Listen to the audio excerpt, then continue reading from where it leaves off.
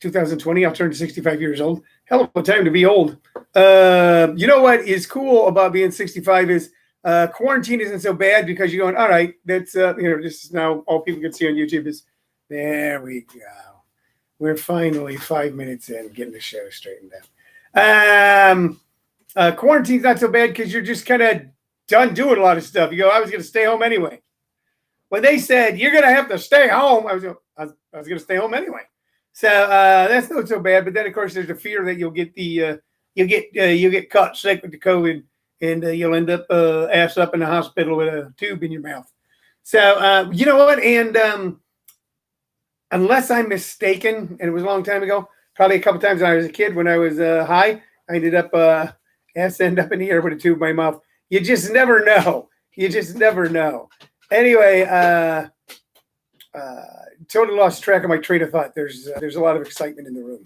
So yeah, this is the show. I should just start this whole show over. I should just go, the last 5 minutes do not exist, and start the whole darn thing over. We are your daily distraction from all the anger, anxiety, and hoopla in the world today. And we come to you on 3 platforms. Comedy Schools Radio Network.com, the aforementioned and obviously somehow accursed YouTube Comedy Schools channel, and on Facebook Live. 3 platforms. We are built around three things. The show is your questions and comments. Perry Kurtz says, wine. I remember when you were 40. Yeah, Perry, and things haven't changed because it's Saturday night and you're talking about wine. So, Perry Kurtz, how are you? Very funny guy, Perry Kurtz. Hilarious, funny, good guy. All the way around, good guy, Perry Kurtz. And then it's built around your questions and comments, some knick-knack memorabilia, autograph memento that I have here sitting around in the home office that we share with you and try to weave a story around. And we recommend 2 artists or 2 pieces of music based on our vast vinyl album collection. Got a couple things a little different for you tonight. People you've heard of, but probably people not within, especially for this audience, within your normal frame of music. But people you know. And one of the cool things about getting older is sometimes you reach back. You go, what was going on with rhythm and blues in 1965, 66 that I missed while I was just listening to music with fuzz tone and wah-wah guitars? What was going on back then that I didn't really dig into very closely? What was going on in the 1950s with folk music? Sometimes you do that, and we're going to do that with the music we have tonight. A couple things to tell you about. My good friend Ed Vanderlee is watching. We used to do a radio show together, Ed Vanderlee, like a regular real live radio show on regular real live radio. And we always talked about doing some sort of 80s, 70s or 80s, just a throwback rock show. And we would just have a blast, Ed and I. Matter of fact, Ed and I were not the quote, stars of that particular show. But we ended up with Take It Over, just being goofballs back and forth across the console. Daniel Bro says, play Freebird. I would, but then you might change, Daniel, if you listen to it. Lord, you can't change. You got to fly, Daniel. You got to fly like a free bird. Yeah. For those of us that were teenagers when Freebird came out, it became an anthem and eventually an anthem from hell. Because you know what happened with certain music back then? I'm going to tell you what happened. Was Pink Floyd and Leonard Skinner. Pink Floyd and Leonard Skinner. See, a lot of the great music of from the mid 60s into the early 70s, a lot of the great music, really great music, was only listened to by a select few. People who were like really into rock, people who took a lot of dope, people who considered themselves different, considered themselves, for lack of a better term, counterculture, hippies, heads, freaks, weirdos. And then Pink Floyd's Dark Side of the Moon came along, and Leonard Skinner came along with Freebird, and the music was so great and so powerful that it reached out to a wider audience. And then all of a sudden at all the cool parties were a bunch of jerks. So, we like Freebird. Let's put on Freebird. What's a Freebird? Play Dark Side of the whatever, my butthole. And a lot of rednecks who grew their hair out. You know what? And a lot of them turned out to be pretty good guys after they did their jail stint. So, so Daniel, no, I won't play Freebird. But I will tell you something. That was a song like Stairway to Heaven. You got so sick of hearing that you just kind of shoved it back into a dusty closet for years. And now, like, if it comes on the radio, I don't, ooh, turn it up. But every once in a little while, when the moon is full and the wind is whispering through the trees, I'll put on Freebird, or I'll put on Dark Side of the Moon, or I'll put on Stairway to Heaven. And I'll listen to it all the way through and go, that was a goddamn good song. That was kind of a thing when you think about Freebird. I don't know if Freebird was the first song to have that weird extended guitar solo thing, you know, but then later on the Eagles did it with Hotel California. So there was a lot of songs coming along in the 70s where the second half of the song had nothing to do with the first half of the song. And Freebird was certainly one of those. You know, we're just went on and on. But no, Daniel, we're not going to play it. We're not going to play it. I got knickknacks here. I had a bobblehead, you guys. I had one. Didn't get it out of the box. Didn't even get it out of the box. We're going to protect this one. You know why? Because this is a double. We realized once we got this bobblehead of Archie Bradley, that we already had an Archie Bradley bobblehead. We now have doubles. So this one will go to the grandson. I don't know. You know, I don't know if you've been following Major League Sports right now. The NBA has got it figured out. The NBA has not had a reported positive case of coronavirus since they've restarted their season. Now, how did they do it? They decided they would all be in something they called the bubble, a large campus down in Orlando, Florida, down at the Disney area there, the Epcot Center, ESPN Sports Center, I don't know what it is. And there's a few basketball arenas down there. And there's a bubble, and you cannot leave the bubble. You have to stay in the bubble. If you do leave the bubble, then you're quarantined before you can come back in. If you have a family emergency, Montrezl Harrell of the LA Clippers, his grandmother who raised him died, and he left to go to her funeral. And our hearts go out to Montrezl, by the way, because first up it was his grandma. Okay, and second up, it appears that she was the woman that raised him and put him on the path of having a good life. And he's just devastated by what took place. Then there's Chicken Wing Lou Williams, who went to a grandparent's funeral but decided to stop off at a strip joint in Atlanta for chicken wings. Now he's back, but he had to be quarantined. Major League Baseball, on the other hand, is just screwing up. The St. Louis Baseball Cardinals are actually in danger of not being able to finish the season. They recently had 11 members of the team, along with within that 11 members of the staff, test positive for corona, kind of like the Florida Marlins. And they just haven't been able to quite pull off the whole quarantine and play thing. You know, no one's in the stands. They're supposed to be on a strict protocol, but a lot of these guys are not playing along. A lot of these guys are breaking quarantine. Man, I get it. If I was in my 20s and I was a multimillionaire and I was at the height of my physical prowess, you know, I don't know. I'm going to play and go home. That's it. That's not why I play. But I think that's right now, if you're an athlete, that's why you have to play, for the game and the game alone. Not so much for the money. You know, these seasons collapse, the money can change. You know, not so much for the adulation, not as many people are watching. Not so much for the fame, not so much for the women, okay, or the glory, but just for the game. And then if that ain't enough, yeah, I don't think you're going to be able to finish an MLB Major League Baseball season. You know, MLB baseball is in trouble. Hockey, they got a bubble. Come on, baseball players. If hockey players are smart enough to be able to not break protocol and stay in a bubble and stay quarantined and play, then you can. Is that what you're going to do, baseball? Is that what you're going to do? You're going to let the Montreal Canadiens show you up? Whoever the hell their teams are? I don't even know. St. Louis Blues? St. Louis Cardinals? Are you going to let yourself be shown up by the St. Louis Blues? That's just goddamn pathetic. Come on, boys. You got a bat in your hand. Smack yourself in the head a couple times. Everyone on the St. Louis Cardinals tonight, because your games have been canceled, Need to go get yourself a bat, and not real hard, but just tap yourself on the head. Just pop yourself on the head one time. Knock some sense into your goddamn head. And say, this is a different time. See, you know what? During World War II, Ted Williams, probably one of the greatest hitters, one of the all-time players of all time, pulled up stakes at the height of his career and went and joined the Army and fought in World War II. Matter of fact, a ton of baseball players just pulled up stakes. I'm going to go fight World War II. Right in the middle of their careers, during their prime years, they left and went and fought in World War II. And you sons of bitches, you can't stay off a gambling boat for a few nights? Have you got that?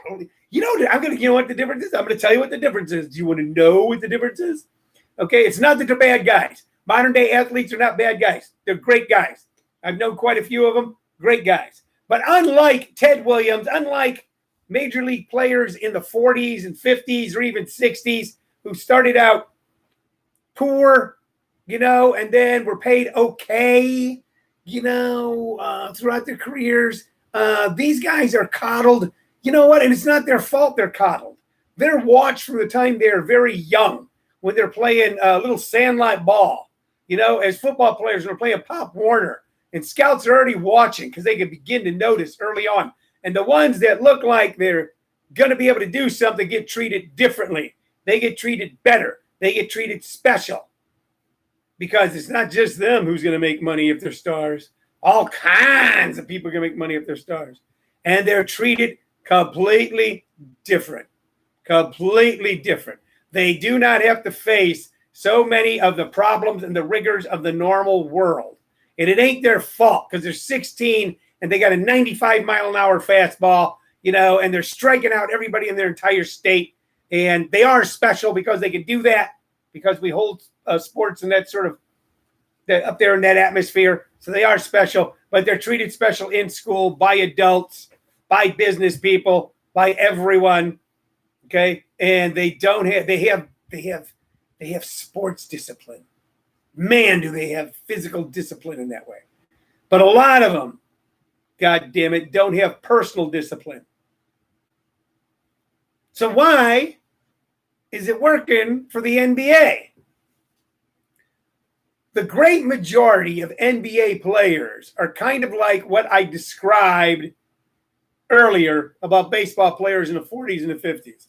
They are from the most dire of circumstances, from urban jungles, from places where it's normal to hear gunfire and as normal as it is for most people to hear birds singing in the trees, and good morning, Mr. Mailman. For them, it's just as normal to hear helicopters at night and gunfire. Everyone in the NBA has had a friend who was shot down in the streets as a child, as a teenager. And by the way, there's not a lot for them if they don't make the NBA. It's NBA or nothing for a lot of these guys. And they go from being flat fucking broke to being multimillionaires overnight. So they know that it's that or nothing. For them, it's that or nothing. For a lot of baseball players, it's, go back and be an insurance executive, make $80,000, $90,000 a year, have a pension, live in a nice neighborhood, live in a suburb outside of Chicago someplace, a good place, maybe run for state auditor, that sort of thing, become an announcer. For these guys, it's that or nothing for so many of them because they're treated a little too special. They know it. And also for NBA players right now, they've got something to prove. Because during the time that we see, because of video, the things that we always heard go, no, that can't be true. Come on, it can't be that bad. The cops can't be that bad. Cops can't really, and not all cops. Anybody's watching this later on goes, he doesn't like cops. I like cops. I do. Right? My daughter can marry a cop. I'd be fine. Okay? I just want her to have to take a cop name. I want her to keep her Christian name.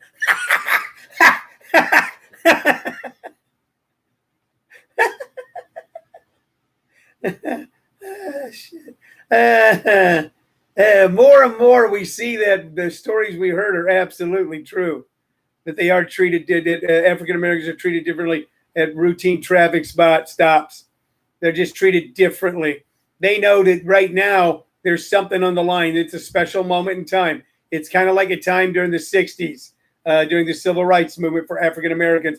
And most of these guys are holding themselves to an even higher standard because they know that the world is watching them and either looking to them for guidance, which you probably shouldn't do from an athlete, in my opinion, but right now they are.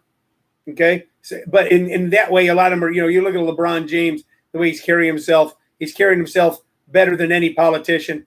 Okay. He's a true leader. Okay. And they also know that people are watching for the slightest slip and fall, the slightest screw up, like Lou Williams going to a strip joint, which is so normal for Lou at that particular strip joint. The chicken wings are named after him. And I've given him a nickname, Chicken Wing Lou. All right. So I went off on a tangent tonight. It's my Saturday night tangent. I showed you the bobblehead that is in a box. Okay. It is Archie Bradley. It's the cool one that sings. We're not taking it out of the box because the other day we showed you Archie Bradley and we were very jazzed by it because of the singing. You know what I'll probably do sometime in the next week or two is the best of the bobbleheads. I think that'd be a good show. The best of the bobbleheads, were the coolest bobbleheads we kind of reintroduce, okay, out of the, I don't know, 50, 75 bobbleheads. Have you bothered to count these, Cheryl, how many we have? It's a large amount. For a man my age, it's a large amount of bobbleheads. But why do we have them? Because we rescue bobbleheads, okay? No bobblehead will be left behind, okay? No one's ever going to, you know what? No one's ever going to pimp slap one of my bobbleheads, all right? And none of these bobbleheads, they're all sitting on a shelf. They all got their little space. They're not in a corner because no one puts bobblehead in the corner. All right, let's talk about the music, shall we? A couple guys here that you know about, but I thought I'd kind of reintroduce them to you. First one is this. This is a great double album. This is Otis Redding. This is Mr. Otis Redding, okay? And it's called Lover Man. I don't know that you could put out an album. Love Man. I don't know that you could put out an album now called Love Man without some sort of blowback from the new repressives. There are people who consider themselves progressives, but I actually consider them repressives. If you look back in the history of censorship in America, especially in the 20th century, movies, records, and film, if you look back at the time of movies and records and films being pulled off the shelf and put in a vault, sometimes destroyed, we're going through the exact same thing again, but now it's coming from, the weird thing is that the progressive era, the beginning of the 20th century, did some great stuff. It's almost impossible to believe that women did not have a right to vote until 1921, okay? And the women's suffrage movement gets most of the credit for that by just probably shaming state legislatures and Congress people to allow them to vote. The downside was, and there was a horrible alcohol problem and drug problem in America, but the progressives of the time outlawed heroin, outlawed cocaine, and outlawed alcohol. And heroin was easy to get in a form of morphine, more to the point. Laudanum was pulled from the shelves. Cocaine was removed from all products, and then all the bars were closed. And all it did was give rise to organized crime and create a new criminal class instead of find a way to deal with it. And we have that now because you'll have that reaction. And, of course, by the 30s, there was an outcry about the type of films being made in Hollywood. And no greater icon than Clark Gable himself and Jean Harlow made a movie called Red Dust that became the tipping point where all of a sudden there was a commission that came in and a censorship board, and producers and directors, writers in Hollywood had to get their scripts approved or they couldn't get their movies distributed. And then, of course, in the 50s, we had the communist witch hunts where if you'd even gone to one Communist Party movie in the 1930s, during the height of Depression, when almost everybody went to at least one Communist Party meeting, your career was destroyed. We're now in a new era when they're under the guise of talking about the exploitation of women. Books, records, and films are being pulled from distribution. Okay, under the guise of going, this is books, films, movies, records are being pulled from distribution. And by digging back into something somebody said or did 20 or 30 years ago, careers are being destroyed. No different. The mindset is no different. It's just as despicable. Okay, just as despicable to me as anything. So I don't know if someone like Otis Redding could put out an album called Love Man. But let me recommend some tunes off of this great album. Not actually a double album. It's just two sides. It's just a really thick album cover. Your Love Has Lifted Me Higher and Higher. Best version of that ever. Otis Redding, Your Love Has Lifted Me Higher and Higher, is on this album. Love Man is good. Okay.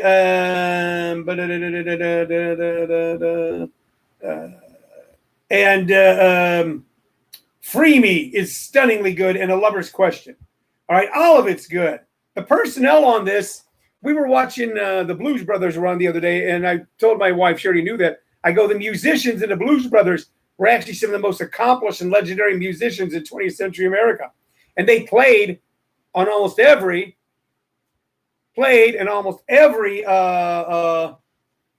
Otis Redding album. The personnel was Andrew Jackson, Joe Arnold on tenor saxes, Wayne Jackson trumpet, Steve Cropper on guitar, legendary guitarist Steve Cropper. All right, Booker T. Jones and Isaac Hayes at organ and piano. Booker T. later on, or even during that time, at Booker T. and the MGs. Isaac Hayes, the name speaks for itself on here. Donald Duck Gunn on bass, one of the all-time great bass players of all time, and Al Jackson on drums. Many of these guys appeared in the first Blues Brothers movie. This album came out in 1969, which means that it was released posthumously.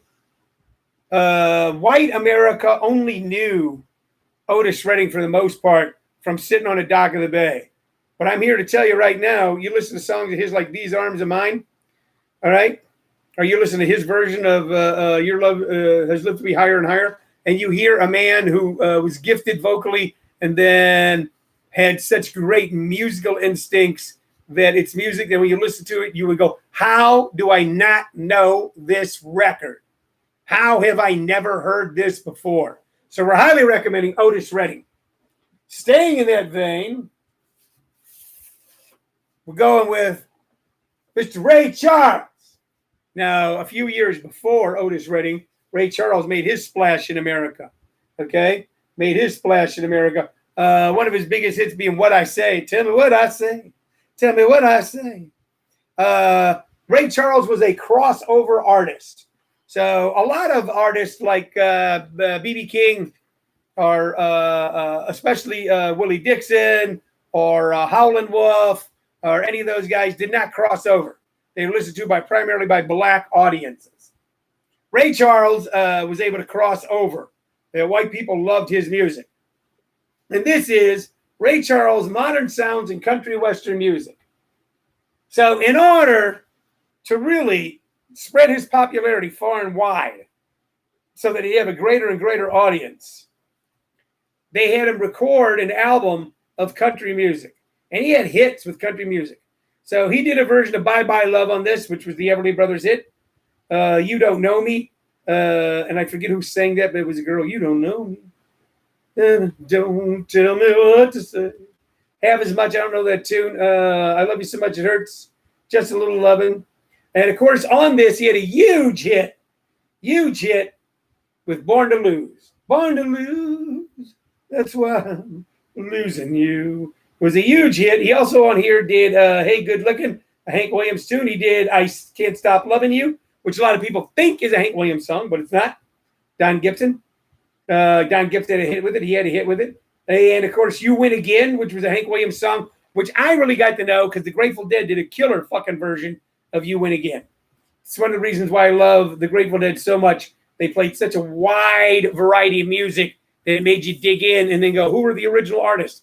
Where are the original songs? He did Worried Mind, but here, his version of Born to Lose was a massive hit in the early 60s, and I urge you to go to YouTube and Google. A lot of us, we know him from the Jamie Foxx movie, Ray, which was the exact same movie as I Walk the Line with Joaquin Phoenix. The stories are almost exactly the same. Hollywood will do that. Let's just pigeonhole them all. We don't care if it's a black artist or a white artist, or if it's R&B or if it's country. We're gonna pigeonhole them all with a script that's designed to tug at the heartstrings and actually prove true redemption at the end. You know what? They weren't bad movies for those sort of cookie cutter films. But dig into Ray Charles. dig into Otis Redding. You will be glad you did. Even you go, well, that's not my music. That's not what I listen to. Try it, try it, try it. Hey, tomorrow at 4 p.m. Mountain Standard Time, Arizona time, we're going to go live. It'll be our first time in 5 weeks. We are making a triumphant return to Stir Crazy Comedy Club in Glendale. We're doing a 4 p.m. show. We're doing things differently in the world of Zoom, in the world of Corona. A 4 p.m. show, okay? Glendale, Arizona, Stir Crazy. Tickets are available at stircrazycomedy.com, stircrazycomedy.com. Then later on tonight, we will be announcing our Zoom show for the coming week, which will be on a Friday night, not a Sunday. Kevin Brown, my friend here, is putting it together. It's the roast of me, the roast of Tony Vicich. Several of my closest friends and frenemies here in the greater Phoenix area will do a horrific roast of me on Zoom, and then I get to roast them. If you want to see a roast, if you want to see comedy at its most vicious, but its most fun vicious, you want to catch that. Tickets will be available starting after 10 o'clock tonight. So be watching your social media for that. Kevin Brown says, make it all legal, problem solved. You know what? Yeah, legal but regulated. Angela Fox says, I have a sea monkey bobblehead. That's the best. Fight me. No, I will not fight you over. You know what? I don't fight over bobbleheads. Bobbleheads are, there's been too much violence. There's been too much violence and too much struggle, too much strife, too much woe. Just love your bobblehead. And if you're around someplace and your bobblehead's not around and there is another bobblehead, then love the bobblehead you're with. Wise words. Wise words. All right, ladies and gentlemen, that's our show for this evening. Thanks for watching. Thanks for listening. I'll be back with you 2 p.m. tomorrow, okay, for an abbreviated show because I got to get in the car and drive to Glendale, Arizona. I'm going to do it, and I'll be doing a live show. So I'll be with you tomorrow. I'll be with you Monday. Monday, fun day. Sunday, fun day. Every day's a fun day when you're watching Living on a Thin Line with Tony Vicich. Bye-bye.